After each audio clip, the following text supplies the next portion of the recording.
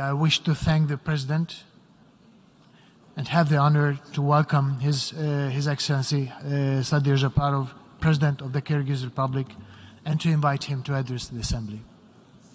Урматтуу төраға мырза, урматтуу делегация башчылары, урматтуу башкы катчы мырза.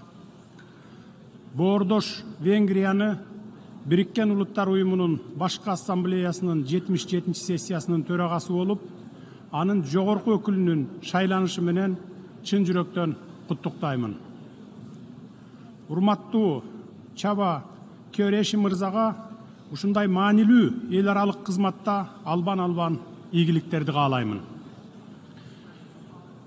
Кыргыз Республикасы сиздерге ар тараптуу колдоо көрсөтүүгө дайым даяр экендигин билдиремин. Ушуну менен бирге Бириккен Улуттар Уюмунун башкы ассамблеясынын мурунку сессиясынын төрагасы урматтуу Абдулла Шахид мырзага дүйнөлүк коомчулук үчүн оор мезгилде талыкпай эмгектенгендиги, ошондой эле биздин өлкөнүн эл аралык демилгелерин дайыма колдогондугу үчүн ыраазычылык билдиремин. Урматтуу айымдар жана мырзалар, мындан 77 жыл мурда адамзаттын тарыхындагы эң айыгышкан экинчи дүйнөлүк согуш аяктагандан кийин Бириккен Улуттар Уюму түзүлгөн. Балким 1945 жылы Сан-Франциско шаарында уюмду түзүү боюнча эл аралык келишимге кол койгон Бириккен Улуттар Уюмунун негиздөөчү мамлекеттери согуштар, кыйроолор, ачарчылык, азап тозоктор биротоло токтойт деген ойдо болушкандыр. Мен андай деп ойлобоймун. Эгерде талаш тартыштарды жана пикир келишпестиктерди компромисстин жана ак ниеттүүлүктүн маанайында чечүү зарыл деген өз ара түшүнүшүү болсо, анда ар дайым ийгиликке жетишсе болот. Албетте, Бириккен Улуттар Уюмунун тарыхында көптөгөн маанилүү жеңиштер жана ийгиликтер болду. Чыр чатактар жана кагылышуулар дүйнөнүн ар кайсы аймагында ар кандай даражадагы ургаалдуулук менен болгонуна карабастан, Бириккен Улуттар Уюму моралдык авторитет болуп, тынычтыкты жана коопсуздукту сактоодо, адамдардын керектөөлөрүн жана муктаждыктарын камсыз кылууда маанилүү бириктирүүчү ролду ойноду. Тынычтыкта жашоонун фундаменталдуу негиздери бузулат жана чоң согуш болушу мүмкүн деген коркунучтардан улам дүйнөлүк коомчулукта тынчсыздануу пайда болуп, дүйнөдөгү геосаясий кырдаал болуп көрбөгөндөй татаалдашкан шартта эл аралык тынчтыкты жана коопсуздукту сактоо, ушул максатты көздөп тынчтыкка каршы коркунучтарды болтурбоо жана жоюу, агрессияны же тынчтыкты бузган башка аракеттерди токтотуу боюнча натыйжалуу жамааттык чараларды көрүү, эл аралык талаш тартыштарды же тынчтыкты бузушу мүмкүн болгон кырдаалдарды адилеттүүлүктүн жана эл аралык укуктун принциптерине ылайык тынчтык жолу менен жөнгө салуу же чечүү, элдердин тең укуктуулук жана өзүн таануу принцибин урматтоонун негизинде улуттар арасында достук мамилелерди өнүктүрүү деп Бириккен Улуттар Уюмунун уставында жазылган бийик максаттарды жана милдеттерди баарыбыз эстен чыгарбай, өзгөчө маани берип, милдеттерди аткарышыбыз керек.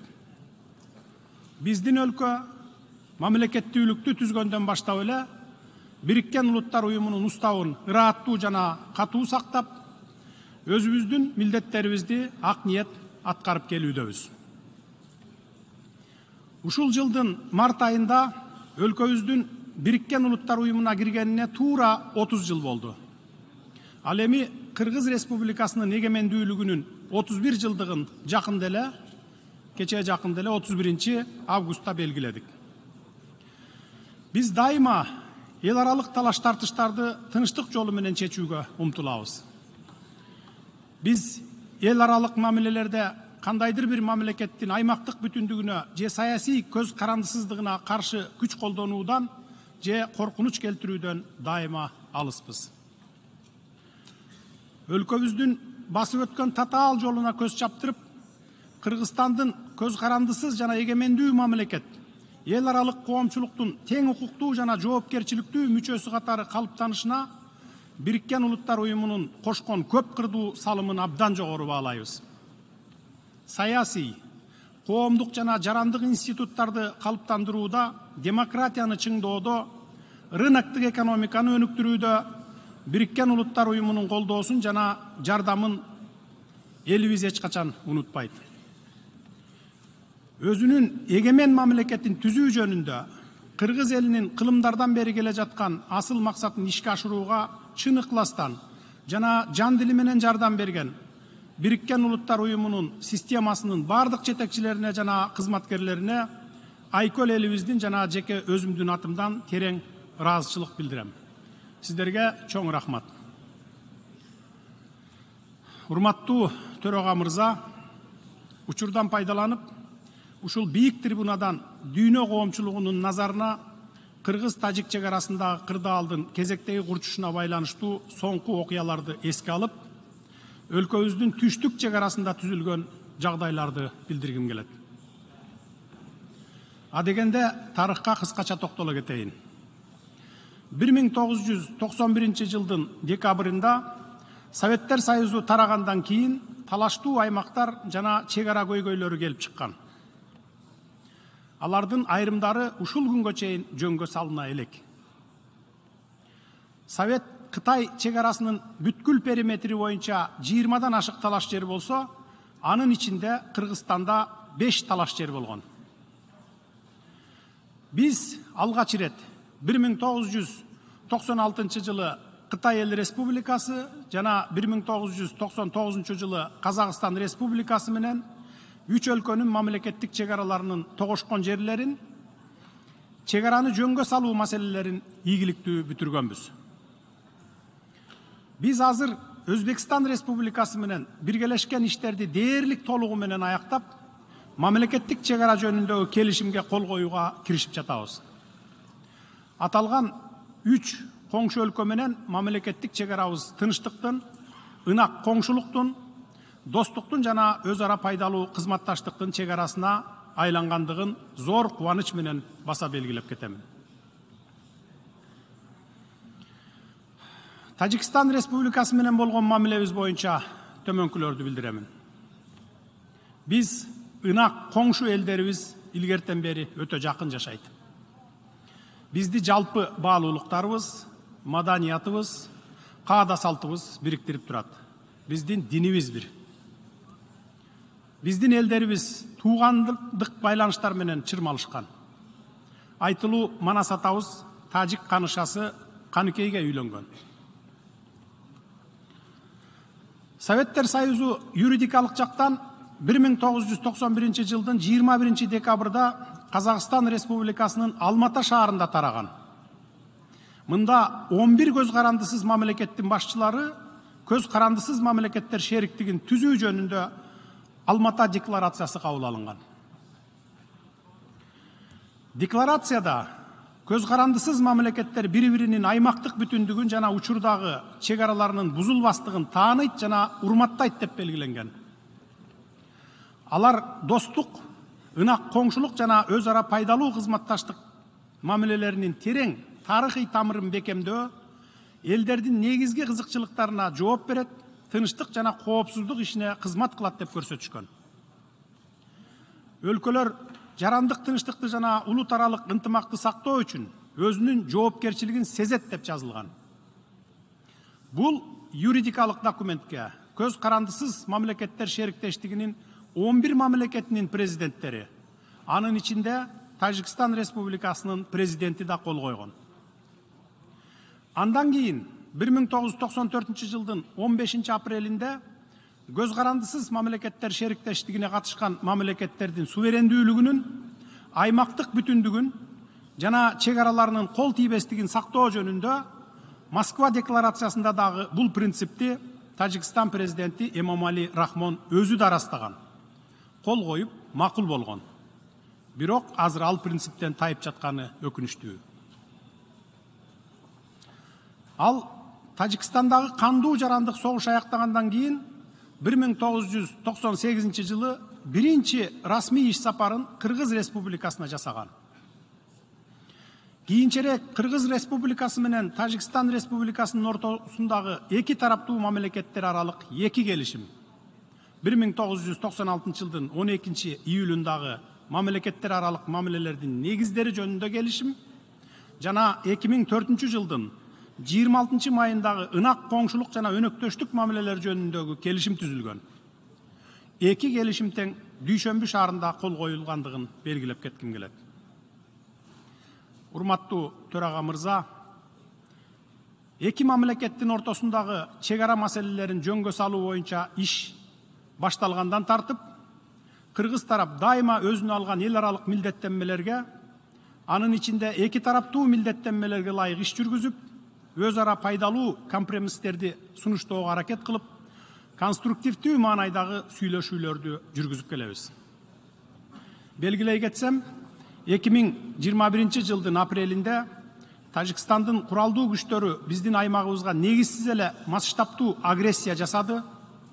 Анын кесепетинен 36 жараныбыз курман болуп, олуттуу материалдык зыян келтирилди. Кыргыз калкымдын сынына кабылсам дагы, ортолук аянтта жолук деген талаптарды коюп турушту. 2021 жылдын июнунда Дүйшөмбү шаарына учуп барып, чек ара боюнча өз ара пайдалуу чечимди табууга аракет кылып, президент Рахмон менен жолугуштум. Элим үчүн мен сүйлөшүүлөргө ошол күндөгүдөй 10 саат эле коротпостон бул маселени биротоло чечүү үчүн канча болсо да убактымды дагы деле коротууга даярмын. Албетте кандай чечим болсо дагы өз ара эки тарапка пайдалуу чечим болуш керек. Ал эми ушул жылдын 14, 15 жана 16 сентябрында Кыргызстандын түштүгүндө масштабтуу аскердик кагылышуу болгондугун терең кайгыруу менен кабарлайм. Мурда сүйлөшүлгөн бардык макулдашууларга карабай, тажик тарап Кыргыз-тажик мамлекеттик чек арасынын бардык периметри боюнча чек аралык жана жарандык объектилерге чабуул жасады. 140 миңге жакын жараныбыз чек арага жакын калктуу конуштардан эвакуацияланды. Аларга керектүү жардамдар көрсөтүлүп жатат. Ушуга байланыштуу тилектештик жана моралдык колдоо көрсөткөндүгү үчүн Бириккен Улуттар уюму системасына, досторубузга, өнөктөштөрүбүзгө ыраазычылык билдирип кетемин. Жарандык жана аскердик объекттерге, үйлөргө, административдик имараттарга, мектептерге, чек ара тозотторуна чоң материалдык зыян келтирилди. Кандай гана болбосун материалдык зыяндын ордун толтурса болот экен. Бирок өз өмүрүн аябастан мекен үчүн согушуп, курман болгон биздин ер жүрөк жоокерлерибиздин, аткылоого кабылган жарандарыбыздын ордун толтура албайт экенсиң. Биз каарман жоокерлерибиздин эрдиктерин эч качан унутпайбыз. Тажикстан тараптын эч кандай себепсиз эле жасаган ушундай куралдуу агрессиялык жүзү каралык акциялары бизди өтө капа кылууда. Анткени биздин өлкөлөрдүн ортосунда эл аралык келишимдер жана милдеттенмелер түзүлгөн болчу. Пакта сунт серванда келишимдер сакталышы керек деп латын макалында айтылат. Биз тажик кошунабыз менен кандай гана форматта болбосун, эл аралык эрежелердин негизинде цивилизациялуу, юридикалык жолдор менен сүйлөшүү процессин улантууга даярбыз. Коңшубуздун мыйзамга каршы сокку аракеттеринин кесепетинен биздин ишенимибиз солгундап кеткендигин эске алып, биз сүйлөшүүлөрдү улантууга эл аралык, анын ичинде Бириккен Улуттар уюму, Европа кызматташтык жана коопсуздук уюму, жамааттык коопсуздук кызматташтык уюму сыяктуу уюмдардын ортомчулугуна да даярбыз. Бизде тажик тараптын өткөн жылдарда жана кечээки жасаган укукка каршы биринчилерден болуп кол салган иш аракеттеринин документтештирилген далилдери бар. Биз эч качан биринчи болуп кол салган эмеспиз жана кол салбайбыз. Ар дайым курал колдонуудан алыс болууга аракет жасап келебиз жана эч качан куралсыз жай тургундарды атпайбыз. Бизге дайыма тажик тараптын жасаган агрессиясына адекваттуу жооп кайтаруу менен гана чектелип жатабыз. Ушуга байланыштуу төмөнкүлөрдү баса белгилейм. Кыргыз тарап бөтөн бирөөнүн жерине көз артпайбыз Бирок бир да сантиметр жерибизди бирөөгө бербейбиз. Биз бардык чек ара жана чарба маселелерди сүйлөшүүлөр менен гана чечилиши керек деп эсептейбиз.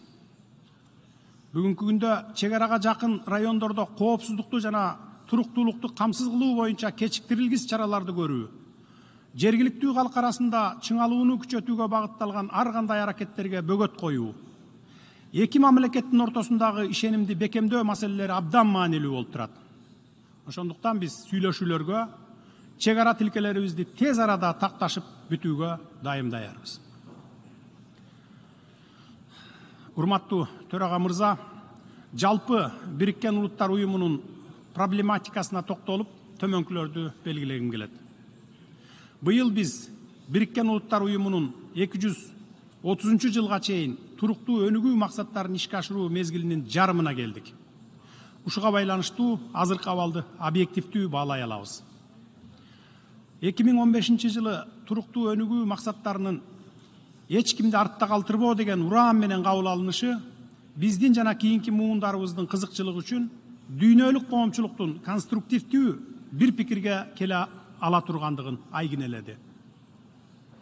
Ошол эле учурда объективдүү жагдайлар боюнча, анын ичинде коронавирус пандемиясынан улам өнүгүп келе жаткан мамлекеттерде, анын ичинде биздин өлкөдө да туруктуу өнүгүү максаттарын ишке ашыруу басаңдагандыгы, ал эми адекваттуу эл аралык каржылоо болбосо, алардын көпчүлүгү туруктуу өнүгүү максаттарынын көрсөткүчтөрүнө жете албай калышы мүмкүн экендиги айкын болду. Кыргыз Республикасы туруктуу өнүгүү максаттарын колдоорун жана аны улуттук мүмкүнчүлүктөрдү эске алып, этабы менен ишке ашырууга умтулаарын ырастаймын. Өлкөбүздүн өздүк потенциалы туруктуу өнүгүүнү камсыз кылуунун негизги булагы жана кыймылдаткычы болушу керек деп эсептеймин. Бул максатта биздин аракеттерибиз экономиканы ылдам, сапаттуу өстүрүүгө, анын ичинде ага өз ара пайдалуу региондук жана эл аралык соода инвестициялык кызматташуу аркылуу жетишүүгө багытталат. Мисалы, Кыргызстан интеграциялык жана кооперациялык процесстерге, анын ичинде Евразия экономикалык бирлигинин жана Кытай Эл Республикасынын бир алкак бир жол демилгесинин алкагында активдүү катышууда. Биз бардык кызыктар тараптар менен ишкердик кызматташууга жана инвестициялык өнөктөштүккө ачыкпыз. Белгилүү болгондой, Борбордук Азиянын деңиз менен байланышы жок. Ушуга байланыштуу Кытай, Кыргызстан, Өзбекстан темир жолун куруу маанилүү региондук долбоор болуп саналат. Аны ишке ашыруу Улуу Жибек жолунун каттамында жайгашкан Борбордук Азия үчүн эл аралык соода инвестициялык, транзиттик жана туристтик мүмкүнчүлүктөрдү кеңейтет. Жүргүзүлүп жаткан саясаттын алкагында жашыл, санариптик жана креативдүү экономиканы өнүктүрүүгө артыкчылыктуу көңүл бурулат. Өлкөдө жашыл экономика локомотиви болгон гидроэнергетика тармагы активдүү өнүгүүдө, чакан жана орто кестер пайдаланууга киргизилүүдө. Эң ири камбарата кесин курууга биздин ынак коңшуларыбыз Казакстан жана Өзбекстан катышат. Анткени бул регионду энергетика менен камсыз кылууну бекемдейт жана суу ресурстарын пайдаланууну оптималдаштырат. 2 ай мурда Чолпон Ата шаарында Кыргызстандын төрагалыгы менен Борбордук Азия мамлекеттеринин башчыларынын 4-үнчү консультациялык жолугушуусу болуп өттү. Ал өз ара биримдик, түшүнүү, ишеним жана колдоо бар экенин көрсөттү. Чолпон Ата шаарындагы 21-чи кылымда Борбордук Азияны өнүктүрүү максатында достук, ынак коңшулук жана кызматташтык жөнүндө келишимге тараптардын кол коюусу мамлекеттер аралык алакабыздын жаңы барагын ачат деп ишенем. Биз ушул форматтагы ишти улантууга даярбыз. Урматтуу башкы катчы, урматтуу айымдар жана мырзалар, сөзүмдүн аягында Кыргызстан адамзаттын алдында пайда болуп туруучу чакырыктарды чечүүгө Бириккен Улуттар Уюмунун мүчө мамлекеттери тарабынан ыйгарым укук берилген бирден бир универсалдуу түзүм катары Бириккен Улуттар Уюмун бекем колдойт деп ишендиремин. Бириккен Улуттар Уюму өзүнүн бардык функцияларын тийиштүү түрдө аткара берет жана мүчө мамлекеттерге маанилүү глобалдык көйгөйлөрдү чечүүдө жана терс көрүнүштөрдү жеңүүдө көмөк көрсөтөт деп ишенем. Ушул татаал эл аралык мезгилде бардык мүчө мамлекеттерди уюмга тилектештик жана саясий колдоо көрсөтүүгө чакырамын. Урматтуу айымдар жана мырзалар, көңүл бурганыңыздар үчүн рахмат.